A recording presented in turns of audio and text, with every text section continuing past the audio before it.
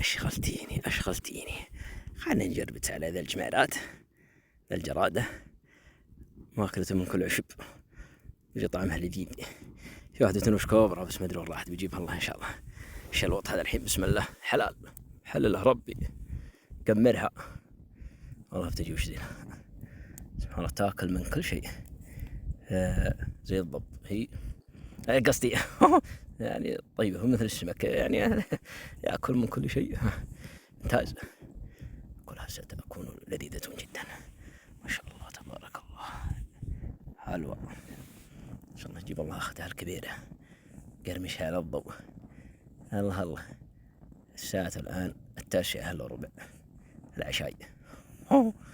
حلوة إن شاء الله ما شاء الله. سلام